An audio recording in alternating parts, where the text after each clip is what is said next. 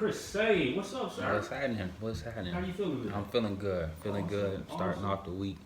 And so I'm just happy to be back here and on the show for the first time. Yeah. We look to get you back, actually. Absolutely. Awesome. Absolutely. Awesome. So we were talking about your sports and influencing young athletes. Mm-hmm. Tell us about Grand City Sports. Yeah, so Grand City was birthed officially in 2008. I was graduating with my master's degree at the time, man, and I just wasn't certain if I was going to work for anybody. And so I knew how integral sports was to my development. And so I started a business, a nonprofit, a 501c3 around sports and education. And Grand City was birthed out of that. Grand City is the acronym. The city stands for Committed to Influencing Today's Youth. And in 2008, man, we came back to our hometown of Grand Rapids, Michigan. We came back to the hood, to the inner city, same blocks we grew up on, and we set up shop, man. And we made sure that we were visible, present, accessible, and we were intentional about the young seeing somebody that looked like them doing positive things in the community. And so that's how Grand City was birthed. And we're big on, the sports is a huge component, but we're big on community outreach. We're big on giving back. Everything from breast cancer walks to turkey giveaways to ACT and SAT prep. We try to tackle all those other elements that makes a holistic approach to what we do. And so that's how we hit the ground running, and that's how we have been going for over a decade now, actually. And that's a testament too, man. Sometimes they tell us that young people, young minority business owners don't last more than 3 years or they fold. And man, we're staying down 11 years in the game now. Okay. And so congratulations on that. Absolutely, I appreciate it. And so it's just a testament to our perseverance and our will to just be consistent in all that we do. Okay, awesome. Now, in your walks and your giveaways, do the young athletes, do they participate Yep.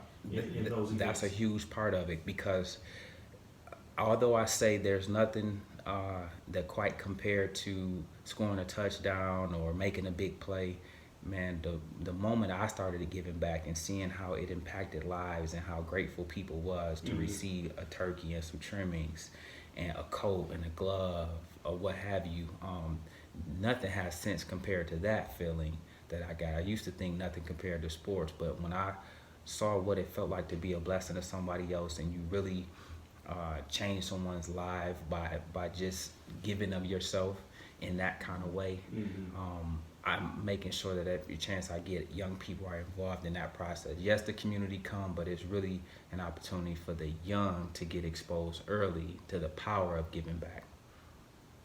Yes, that's very, very important. So with Grand City Sports, is it boys and girls are involved, or are you guys going to branch out to incorporate female sports if you haven't already? We get that question a lot. Some of what we do does involve girls and boys. So for instance, if we're doing a basketball camp, of course we're going to have female hoopers there just as well as the guys. Although we're front facing with more men leading the way, because we're intentional about the youth seeing positive males doing something, our board of directors is made up of women. And so it's a lot of strong black women, and just women in general helping us pull all this together. And so I salute them, and I appreciate their support and their leadership as well. And so it's a very diverse team. Of course, the athletic background is the common denominator we all have, or that we love sports. You might not have to play, but you at least have to like it. It's a sport. It don't got to be nothing specific, but if you like something, then that's the thing that kind of brings us and unify us together. Okay. So did you happen to see the Toronto Raptors? You know I game? did. You know I did. Kawhi sports is coming through delivering. Oh my God. I didn't get to see the game because I was just too preoccupied. But when I seen that game-winning shot, I think I watched that clip about 50 times. And I don't blame you. They put all kind of music to it and put it in slow motion. And I swear I watched it about 50 times. Amazing. He's come through in the clutch several times. Yeah. Throughout his career. And in this series. Yeah. Yeah. He should get like a bonus. Is it a bonus? Mm-hmm. He got a pretty heavy payday to go there in the first place. Right, So right. he ain't hurting for money. he's delivering on the promise, if anything. Okay. Exactly. Okay. Exactly. All right. So let's transition into your book. Yeah. Tell us about your My first book, your Dumb first Athlete. book. Yes, sir. Yep, Dumb Athlete was near and dear to my heart, man. I wrote that and published it in 2014, and I came up with the name Dumb Athlete because when you come from the inner city, the constant message I received growing up was that Chris, you was gonna be, or guys like myself, was gonna be dead or in jail by 25, and that was never my fear. Even though I saw desolation and death and poverty around me, I never thought that I would be dead or in jail. So I didn't buy into the negative stereotypes and the things that the media perpetuated about black and brown people. However, as it relates to the book, my biggest fear was I knew I had an athletic gift ever since I was 8 years old. Some people play, and some of us are really land like that. And I'm saying that humbly. But I knew ever since I was 8 years old that it was just something else in me. I had that different kind of drive, a different kind of motivation, a natural giftedness with football and basketball. And my biggest fear was not being called or considered a dumb athlete. So although everybody was saying, "Are you gonna be dead or in jail by 25?" the media was constantly putting those kind of messages out. My biggest fear was not being the guy that didn't dress, not being the guy that was ineligible, and everybody coming to the game saying, "Oh, Chris dope, man, but why he ain't playing? Why he on the bench in street clothes?" Right. And so that was my biggest fear. And so my biggest fear became my biggest motivator, which is the subtitle of the book. So I went as hard as I did in the classroom as I did on the court or on the field. And although I didn't like school, I excelled in school because I had a mentality that if I could be great on the court, I could be great in the classroom. And I just combined those things because of the fear of somebody thinking I was going to be dumb. Right. And that mentality led you to get your bachelor's degree from Saginaw Valley. Yep. And you got your master's degree from Wayne State Absolutely. University. So we Absolutely. need to put that out there. Yep. So. Shout out to both universities. Right.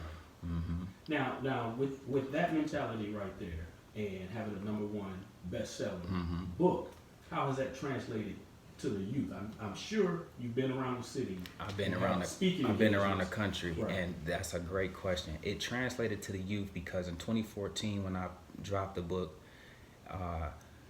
the thing that really took off was we were at a time in our country where young people needed to see somebody that looked like them on what they saw on the TV, what they read, and my book had a picture of somebody that the youth can relate to, Right. which was myself.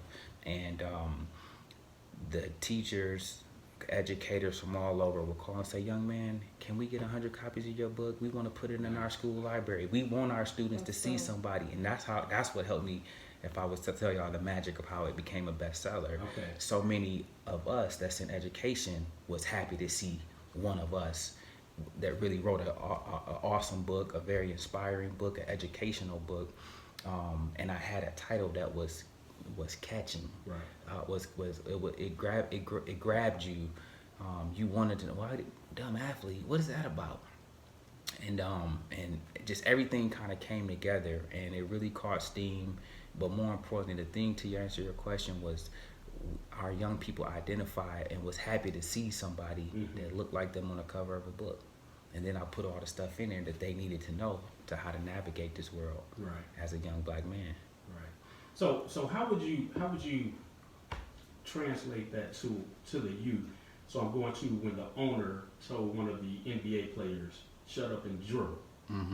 You know, that right there in a sense is how the media portrays us. Absolutely. We're just nothing but athletes. Not only the media, the owners of these sports teams. Right. That's how they portray Right. athletes as well. So Yeah, and Coaches. it's important to understand that we are more than athletes first and foremost. But what I had to learn and what helped me was football or sports is not who I am, it's what I do. But for the longest, I thought that was who I was. My identity was wrapped up in I'm a football player, I'm a basketball player. No, you're not. That's what you do. Okay, yeah. You're fearfully and wonderfully made. You know what I'm saying? You put here for a greater purpose than that. That's part of what God allowed you the ability to do.